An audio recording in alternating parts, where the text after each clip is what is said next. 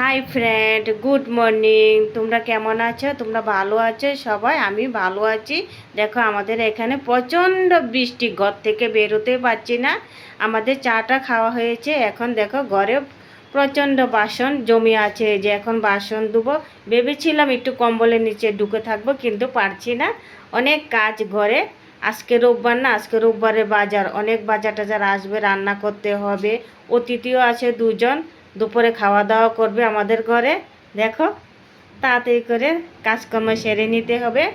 আমাদের এখানে প্রচণ্ড বৃষ্টি, দেখবে এই যে দেখো, এই যে প্রচণ্ড বৃষ্টি। বৃষ্টির জন্য ঘর থেকে বেরোতেই পারছি না, কিভাবে বেরো। প্রচণ্ড ঠান্ডাও পড়েছে, আবার সব কম্বল টম্বল সব ভিতরে ঢুকিয়ে রেখেছিলাম, আবার বের করেছি কম্বল। এই যে